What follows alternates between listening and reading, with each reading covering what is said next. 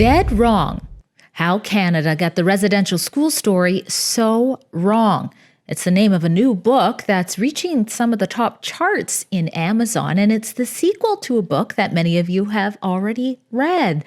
That is none other than Grave Error: How the Media Misled Us and the Truth about Residential Schools. Now, both of those books are written by C.P. Champion and Professor Tom Flanagan, the latter of who will be joining us in this very interview.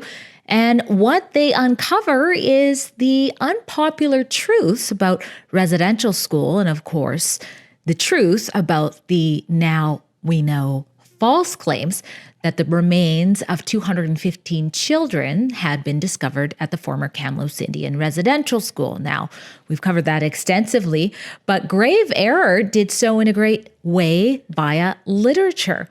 And Tom Flanagan's going to join me about why they wanted to do a sequel. And we're going to talk about some of the current events taking place that make this book very timely. But just a fun fact before we do it. You see, not only is Dr. Flanagan an emeritus professor with the University of Calgary, that's also where he taught our very own Ezra Levant. That's the founder of Rebel News. And he makes a joke saying that maybe part of the alpha male in Ezra is attributed to some of the lessons he learned in his class, his biopolitics class. And I thought that would be fun for you guys to know. But here is Mr. Flanagan joining us to talk about this new book.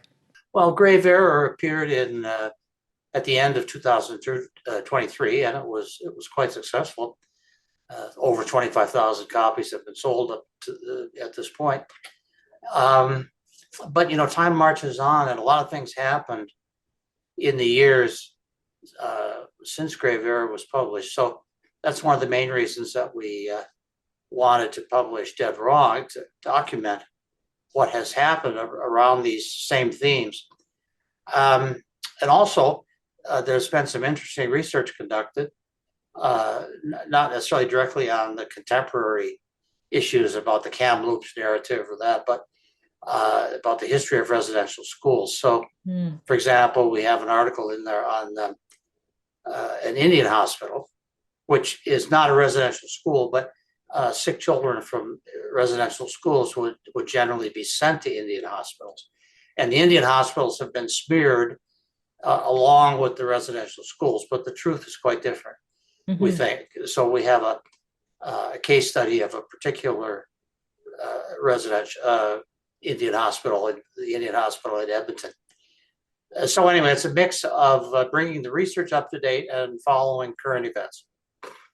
Well, that is so very needed. I mean, the whole 215 unmarked grave falsehood and the ones that followed it, they're so important to talk about because I think it really is an eye-opener to the average Canadian when they actually are confronted with the fact that no bodies have been found. It makes them go, at least some of them who are open to doing so, think, well, what else are we being lied to when it comes to the residential school? Now, I haven't read through the whole book yet. I'm really excited to continue doing so. But I noticed one thing that I've already learned in the book is part of it where it's talking about, Blackfeet and polygamy and how, there is this general belief that all of the culture, was attacked and wiped out by Europeans. But tell us just a little bit about the other side of the story there. Well, the British and Canadian authorities did put a stop to certain native practices, which they felt to be inhumane. Polygamy is one, and we still outlaw polygamy in Canada today for everybody. But it was practiced by some of the First Nations. The law was also used against Mormons who wanted to bring multiple wives across the border. The Canadian authorities said pick one, but leave the others behind. Ritual torture like the Sundance, slavery. The government actually was rather slow in prohibiting slavery on the West Coast. Theoretically, yes, but in practice, slavery was allowed to continue for decades. after Canadian law was established there. I think I would regard that as a black mark against our history. But in any case, the authorities did outlaw certain practices which they regarded as inhumane. But in general, the residential schools, switching focus now, the residential schools did a lot more to nourish native cultures than is normally realized. Um, Many of the missionaries became expert in various Indian languages. They compiled dictionaries and grammars, hymn books in the native languages. Uh, the Anglican hymnal where I worship has lots of hymns in Cree and Blackfoot and so forth. We don't sing them because our parish doesn't contain native people, but they're a part of the a part of the what should I call it? Part of the liturgy. Um, and there's a record more recently of the schools having uh, culture days when the children were encouraged to wear native regalia, come and dance and sing. So, the notion that the school strictly prohibited the native culture is wrong. They tried to integrate the native culture with the European British culture that the students would also have to learn to survive it, but they did not, strictly speaking, outlaw as the native cultures, and not. We publish first person reports. One of our authors worked in two different schools in the 1960s,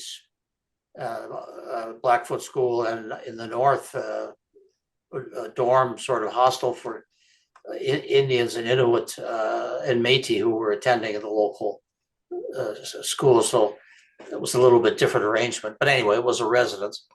And in both cases, he talks about kids, how they spoke their native languages and how they tried to teach him some of their language. It was not the way it's often depicted. So we're trying to correct the record. Right. We're not saying we're not saying the conventional record is entirely wrong, but we think that it needs balance. Balance for sure. And I can't help but think about this trend we're seeing now, especially in British Columbia, most recently with the bridge formerly known as Putello now being called something I can't read or pronounce, as can almost every, or at neither can almost every Canadian. It stands for Riverview. We've long embraced names that were Indigenous, whether it be the Okanagan or Canada, for Pete's sakes. But now we're Mm-hmm. seeing this trend where it's like, no, you must actually call it something that's not even the English language. But, language was predominantly oral until European contact. That's when writing and reading, and of course, that would be English and some French became the national language, I would say, for everybody, including our Indigenous Canadians. So it's just interesting that that's happening. Now, Yeah, I was going to say, I don't think people object to having Indian names. What they no, object to is using the International Phonetic Alphabet, which only linguists understand. right. So, like, who can pronounce the way that these names are written? So, put them in a script English equivalent that Mhm. people can understand. We have many Indian names in Calgary, and nobody objects to them. Shaganappy Trail. Right. Yeah, but it's You pronounceable. just want to So be able to read yeah. them. Anyway, I like to look on the bright side with the bridge. At least they put up the name in English. That's Riverview Bridge, which is, I mean, who at this point remembers Patolo? Maybe it's time to say goodbye. Well, yes, Uh, thankfully they learned some of the other signs that have gone up have not had the English I version know, below. I know. I've read the reportage on that, and Yeah, but and I've that's noticed the mainstream media is working overtime to make sure they get the pronunciation, correct if they are. yeah. They're not calling it Riverview Bridge, which I will be calling it. So let's talk about, how is the sequel being received? More, of course, are aware that there have been no bodies found at Kamloops. But I can think of some of the backlash that Grave Air got. Of course, it was a number one seller. Many people love it. Mhm. But I think of what happened out in Quesnel when the mayor's, wife, Pat, simply offers someone to read the facts in it. And that calls for protests and demands that the mayor resigns because his wife can read. And then, of course, the usual labels that it's residential school nihilism. But it seems already Dead Wrong is doing great, making Grave Error also pick up again. And that recently it was number one, or those two books. So I'm assuming Dead Wrong and number two, Grave Error in North American First Nations on Yeah, Amazon. So tell us about how the book is doing right now, and is there any backlash? we have not yet received the kind of backlash that Grave Era did, and maybe we won't. Perhaps the objectors have learned that the backlash actually promotes sales. During the Quesnel fiasco, Yeah. Grave Error rose to the top of all charts of Amazon charts. It was incredible. For a couple of weeks, it was the best-selling book that Amazon had in Canada. So, but Dead Wrong has been very well received, as you point out. And the benefit, which we did not really forecast, was that it's promoted sales of Grave Error too. So some people maybe are buying both. I'm not sure.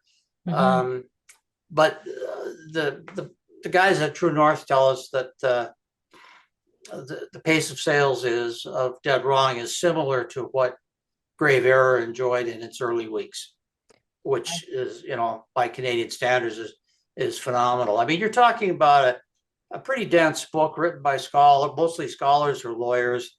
Um, I guess you can be both a lawyer and a scholar. Uh, anyway, people like that. Hundreds of footnotes. I mean, this is not easy reading. This is not a light thriller. Mhm. And it's a dense book, and yet it's being sold by the thousands. So we're very gratified by the sales, and we just wish we could have more influence upon the political class in Canada. The people are buying it, and they spread sales go by word of mouth.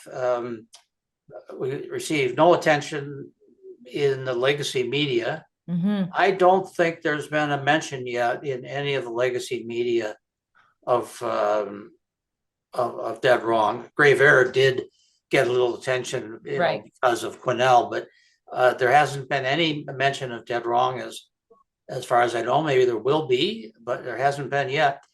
So it's popularized by the alternative media like Rebel News and by word of mouth. Also, I know from talking to many people that word of mouth is a big factor.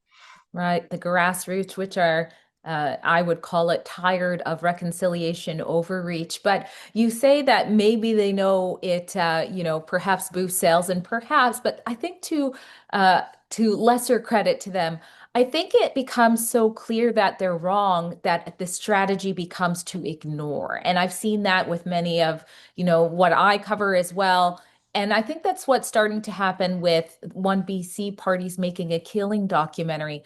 As you probably know, in 2022, Rebel News, myself, we did a documentary about the Kamloops unmarked graves. But that making a killing documentary that came out, just a couple of weeks ago now, is doing very well. And I see that the mainstream media, I think, just a year ago, 2 years ago, would be making a big deal about it. But for the most part, they are at large ignoring it or avoiding saying its name, which I'm also not surprised to see. But I encourage viewers who are watching this to also check that out in addition with Dead Wrong. Last question I want to ask you.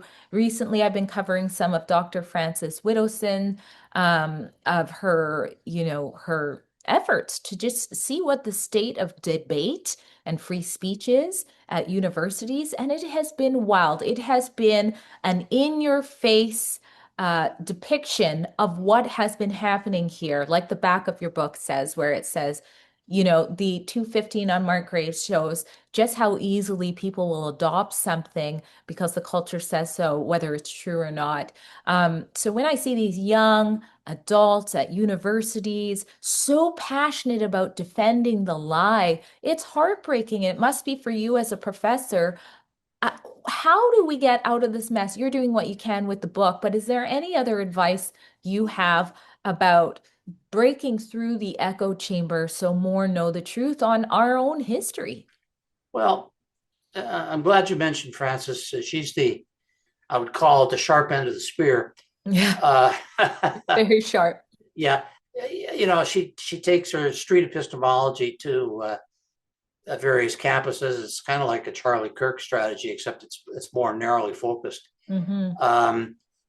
And each time she does that, she's also promoting our books. It happens because she puts up posters and stuff that will show images of one or the other or both books. And she's a contributor, so. And she's a contributor to both books, so they get promoted.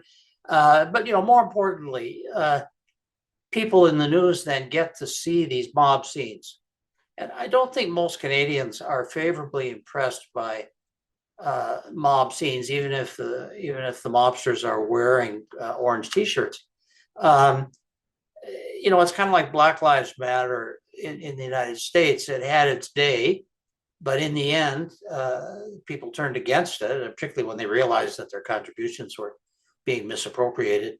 So, as long as Frances is willing to do it, I hear that she's hired some security finally. I don't know. You will probably have security when you go out to these things. Always, yes, it gets Yeah. pretty sticky in these environments. I think her next stop will be the beginning of the new year in UBC or at UBC. Well, she's going to do all three universities in Vancouver. So this is going to give you something to cover. Oh, it will be something to cover. But Yeah. I think the word is getting out. So hopefully we see sort of a calming down and a willingness to engage in discussions and evaluate evidence. Well, That would thank be a you. step forward, but even if the reaction is the mob, I still see that as in the long run promoting the cause of debate, because Canadians will get sick of that kind of reaction. Frances is sort of sacrificing herself to bring that about. Yeah, she's coming and facing it head on for the world to see. And you're doing that in the book fashion. Thank you so much. Doing such important work. And I know it's not easy to do so. Always a pleasure. Yeah, well, get out there with your camera when Frances is on campus. We will be. At Rebel News, we aren't afraid to bring you the other side of the story, no matter what name somebody hurls at us for doing so. If you appreciate our boots on the ground reporting that doesn't take a penny from the government like 95% of the media, consider chipping in to help my expenses today to have security to keep me safe by donating what you can at kamloopsdocumentary.com. We appreciate your support.